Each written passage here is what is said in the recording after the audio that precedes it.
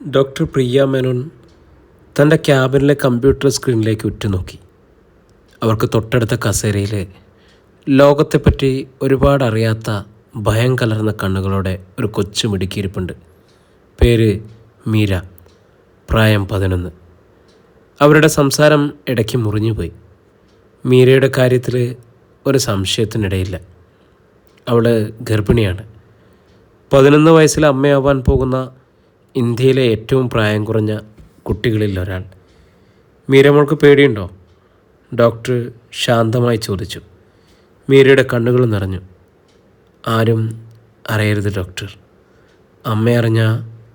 അവൾ വാക്കുകൾ പൂർത്തിയാക്കാതെ നിർത്തി. മോള് പേടിക്കണ്ട, ഞാൻ പോലീസിൽ അറിയിക്കാം. ഇത് ചെയ്ത ആളെ കണ്ടെത്തണം. മോൾക്ക് ധൈര്യമായി എന്നോട് പറയാമോ ആരാണെന്ന്? മീരയുടെ മുഖം വിളറി. അവൾ ചുറ്റും നോക്കി. ആരും കേൾക്കുന്നില്ലെന്ന് ഉറപ്പാക്കി. ശേഷം പതിഞ്ഞ സ്വരത്തിൽ പറഞ്ഞു, അത് മീരയുടെ വാചകം മുഴുമിക്കുന്നതിന് മുൻപേ ഡോക്ടറുടെ ക്യാബിൻ തുറന്ന് പതിയെ ഒരു മധ്യവയസ്കൻ അകത്തേക്ക് കടന്നു വന്നു.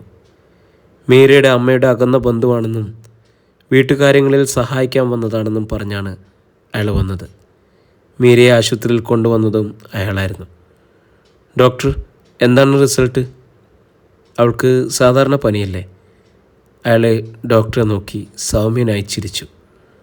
ഡോക്ടർ പ്രിയ അയാളെ ശ്രദ്ധിച്ചു.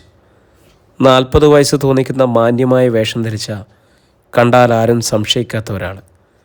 അയാളെ കണ്ടതും മീരയുടെ മുഖത്ത് ഒരു ഭീകരമായ ഭയം നിഴലിച്ചു. അവൾ ഡോക്ടറുടെ കയ്യിൽ മുറുകെ പിടിച്ചു.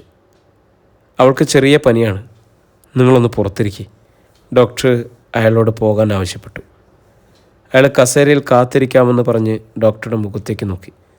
അവിടെയാണ് ഡോക്ടർക്ക് ഒരു ഞെട്ടൽ അനുഭവപ്പെട്ടത്. അയാളുടെ കണ്ണുകളിൽ, ആ ചിരിക്കിടയിൽ ഒരുതരം ദുഷിച്ച തിളക്കം ഡോക്ടർ ശ്രദ്ധിച്ചു. അയാൾ പുറത്തു പോയതും ഡോക്ടർ മീരയുടെ മുഖം കൈകളിലെടുത്തു.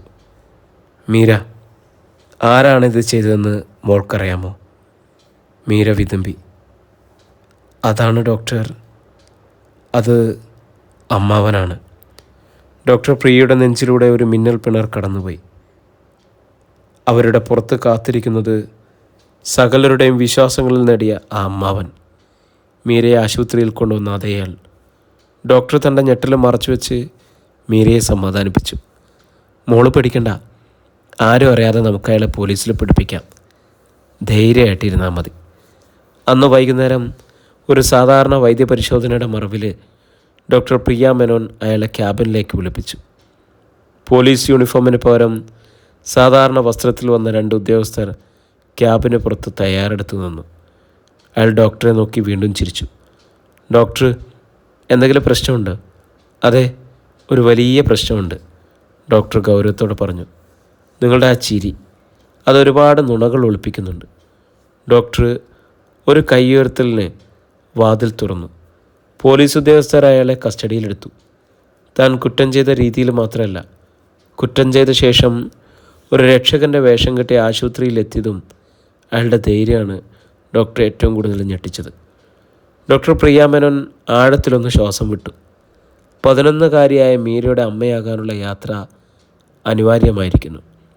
അവൾക്ക് പിന്തുണ നൽകേണ്ടതുണ്ട്. അതിലുപരി അമ്മാവൻ എന്ന പദം പോലും അവൾക്ക് ഭയം നൽകുക. അങ്ങനെയുള്ള ഒരു പദം അവൾക്ക് ഓർമ്മയായി മാറാതെ അവളുടെ ജീവിതത്തിലേക്ക് തിരികെ കൊണ്ടുവരേണ്ടതുണ്ട്.